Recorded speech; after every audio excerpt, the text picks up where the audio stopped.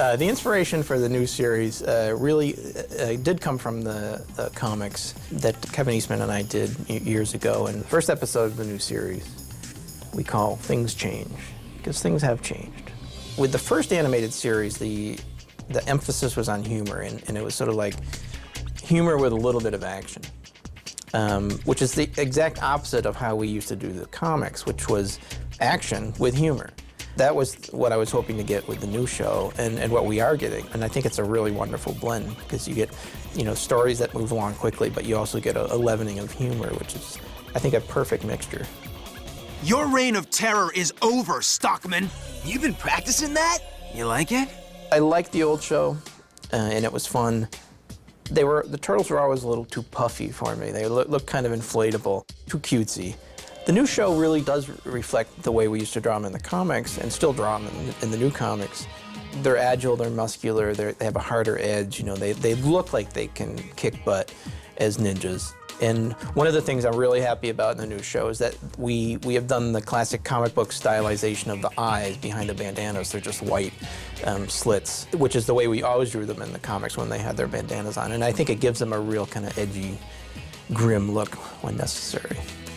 The turtles don't walk around in the daytime, which they did quite a bit in the old series. It drove me crazy. The world that the turtles inhabit in the new show is a sort of serious / cartoon version of New York City. It is very much like what we tried to do in the comics, where it wasn't so much a realistic version of New York City. It was our kind of comic book stylized version of it. It's the turtles' home, but it also has a threatening edge. It's mysterious, it's moody, it's dark. Master Splinter is always after them, especially as we see in the first few episodes. Don't go out in the daytime. Don't show yourself. It's because he's very concerned, and rightly so, that they're very odd-looking and they could easily get into big trouble. And captured to be dissected or whatever. It's my understanding that New York City is crawling with a lot of things, and it does seem to be crawling with ninjas. It's just the way it is. Episodes 2 and 3 are the two parts of Attack of the Mousers, which introduces not only April O'Neil, but the evil Dr. Baxter Stockman. We introduced April in the original comic books in the second issue as the way that the turtles become more familiar with the human world, and she becomes kind of their interface to the human world. She learns a lot from the turtles, but they learn a lot from her. The character of Baxter Stockman, brilliant but somewhat deranged scientist who creates these incredible robots called the Mousers, does come back to bedevil the turtles later after the whole Mouser story plays out. He comes back in several very strange forms. That's all I can say right now. I'll be back at work Monday morning.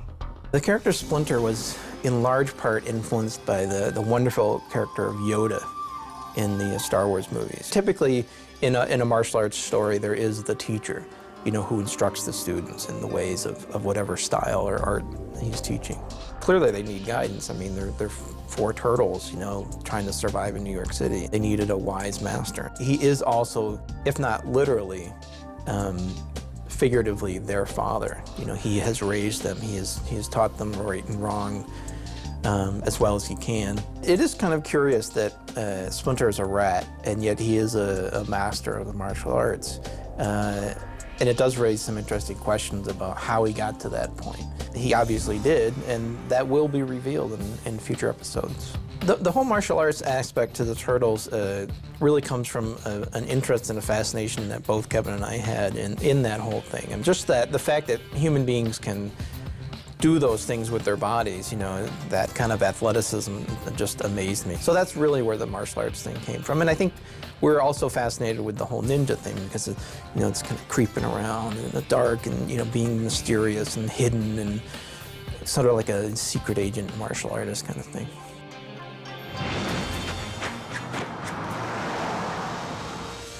One day we were feeling kind of punchy, and Kevin, to make me laugh, drew a turtle standing upright with nunchakus strapped to its forearm and a mask on its head. And I just thought that was a riot. So I had to draw my own version of it. I tweaked a few things. And then he drew 4 of them, and he was calling them Ninja Turtles. And I said, well, why not Teenage Mutant Ninja Turtles? And that's how the whole thing was born, And the name kind of plays off comics fads that were prevalent at the time. There were lots of ninjas in comics, lots of teenagers, lots of mutants, and of course lots of superheroes. So that's really how it began. There are a bunch of neat stories in those comics, and I've always wanted to see them told in animation, and that's what's happening. Remarkably, it's what I've gotten. We've managed to get so much of that stuff, plus add new stuff, that it's been fantastic.